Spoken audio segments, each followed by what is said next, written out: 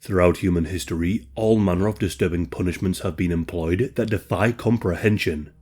Some we have already covered in our previous 3 videos on the subject, but there are still plenty more to discuss today, focusing on examples designed not to break the body of the victim, but their mind. The first punishment we will cover is one that in recent years has received something of a rebrand: waterboarding. Waterboarding is a method of simulating the victim drowning. Used as a form of interrogation, the victim has some form of cloth or mask placed over the mouth or over the face. The victim is restrained in some way, usually tied onto a table and at a slight angle. Water is then poured onto the fabric intermittently, triggering the gag reflex and gradually and slowly drowning the victim in a controlled manner. The mouth and nose are doused with water, blocking the breathing passages. If the victim tries to hold their breath, the wet cloth tightens, smothering the victim and making breathing that much harder.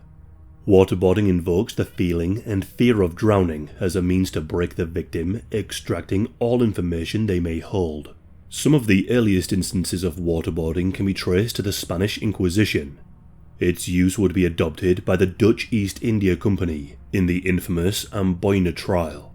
Japanese and English traders were accused of conspiring against the Dutch, using waterboarding to extract confessions from the conspirators. During the Second World War, the Japanese military police would utilize waterboarding against prisoners of war as a means of extracting military intelligence. In Algeria, French colonial forces used waterboarding against those fighting for Algerian independence and those suspected of being involved in attacks on French forces. The French-Algerian journalist Henri Alleg was waterboarded following his arrest for undermining the French state in order to reveal details about those who aided in his journalism. And during the Vietnam War, a now famous photograph was captured of 2 Americans and 1 South Vietnamese soldier waterboarding a North Vietnamese prisoner of war. The photograph sparked much outrage, with the practice widely regarded as torture. The 173rd Airborne Brigade were found to have engaged in torture of Vietnamese prisoners of war, including waterboarding. Although waterboarding has primarily been used as a means to extract information, in many instances the information extracted could not be considered reliable. The case of Liam Holden during the Troubles in Northern Ireland highlights this problem. Holden was arrested for the killing of a British soldier named Frank Bell in 1972. He was illegally detained by the British Army and subjected to interrogation. Part of this included waterboarding. Holden was convicted and became the last person in the United Kingdom to be sentenced to death. After decades of appeal, his conviction was quashed, and in 2023, shortly after his death, the courts awarded Holden compensation for his treatment, ruling that he had been waterboarded. There have been those who have used methods like waterboarding, a notable example being that of tubing, used by the South African apartheid government. Tubing was a catch-all term for asphyxiation torture, though there are reported instances of soaked cloth or plastic bags placed over a person's face to simulate drowning akin to waterboarding. Such methods were used by the police to extract confessions and information from political prisoners. Waterboarding again came to the public's attention during the War on Terror. It became a staple of enhanced interrogation, whereby terror suspects were broken to reveal what information they might hold. Waterboarding was reclassified by the Bush administration at the behest of the CIA, making it no longer a torture. It was asserted that waterboarding had no long-term mental harm.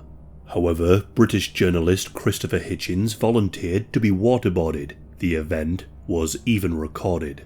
Hitchens lasted seconds and went on to write that waterboarding was beyond a doubt a form of torture. There is a grim irony to waterboarding.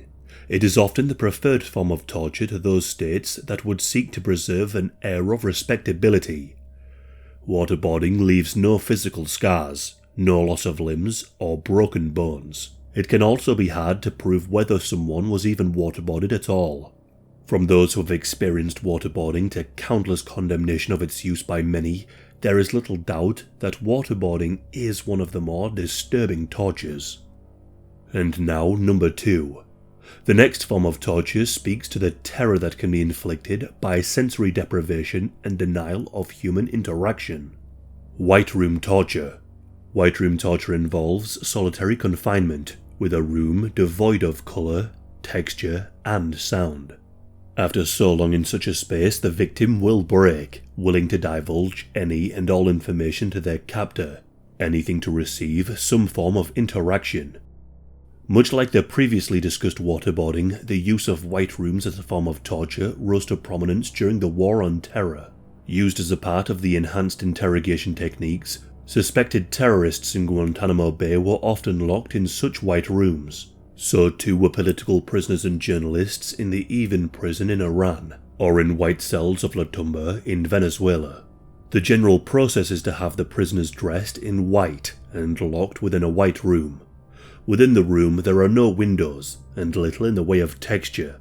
Lights are positioned in a way so that there are no shadows, and food consists of plain, unflavoured white rice, delivered to by silent guards who are also dressed in white. The prisoners can be left for hours at a time alone with their thoughts, losing track of time. Within the silence and only their thoughts for company, a person can start to lose themselves. This can be made all the worse when the prisoner is brought out only to be told all manner of distressing threats. All sense of time can be lost when the meals are brought out within minutes after, or denied for hours at a time. The result of such treatment leaves the prisoner in a state of helplessness, seeking any connection even with their captors. The prisoner can be broken to divulge the required information to the guards. One's personal identity can be subsumed by the need for any connection. Rather than breaking the body, a person's mind is broken. Some even see hallucinations. After only a few hours in such a room, the prisoner can be left permanently altered. One notable victim of this treatment was Amir Fakhrivar, who, after being kept in the white room of Evin prison, was unable to recall the face of his own mother and father. In Venezuela, the prison known as La Tumba holds a number of white cells. Protesters and journalists are detained within these rooms for years at a time. In a 2-meter wide and 3-meter long jail cell, bright lights bathe the room constantly, deprived of sunlight, ventilation, and freezing temperatures. Some are even detained without ever facing the courts for their alleged crimes. In 1970, during the Vietnam War, a spymaster and colonel named Nguyen Van Thai was captured. Thai was on the side of the North Vietnamese and held much in the way of vital and valuable information. Despite much in the way of physical torture and punishment, Thai managed to withhold intelligence and was able to allow his comrades enough time to relocate their operations and send his captors on false leads. It was not until 1972 that a shift in the approach was made. Thai was locked within a white cell, one similar to the sensory deprivation rooms previously mentioned. One notable difference was the use of air conditioning. This was constantly blowing cold air, and something that Thai and many other Vietnamese people believed to be poisonous. Thai's meals were also sporadically delivered, as to deny him any sense of time. The use of white room torture does bear a striking similarity to the punishment of solitary confinement used in conventional prisons. This was infamously used against Nelson Mandela during his imprisonment. Some have argued that it is a form of torture, with some calling for its prohibition. Merely describing white room torture can never do it justice. Many usually have a strong reaction to the descriptions of medieval, barbaric tortures, understanding the horror of physical pain. But to understand what it is to exist within a white void lacking all stimuli and contact is something difficult, if not impossible, to comprehend. And finally, we will end the video with one of the more disgusting tortures employed: the Swedish drink. The Swedish drink was a form of torture designed to instill fear and ensure that those subjected to it would tell where their possessions were hidden. The drink was forced down the victim's throat, a grim mixture of all manner of waste. Urine, feces, animal waste, rotten debris, and sludges would all be mixed together to form this notorious beverage. During the 30 Years' War between 1618 and 1648, Bands of Swedish mercenaries pillaged and plundered to supplement their income. These poorly paid men were given permission to loot around Germany, subjecting villages to their greed and wrath. The victim would be held down, with wood forced into their mouth as to keep it open. This foul Swedish drink would then be poured down the victim's throat, often distending the stomach, swelling with the foul brew. At this point, the victim would be punched, beaten, or even have their stomachs jumped upon. This would then bring the drink back up, causing the person to vomit. The mere threat of such a punishment would be enough for many to give up their worldly possessions. Rumours and tales of such a treatment abounded, with tales of those who died to the Swedish drink.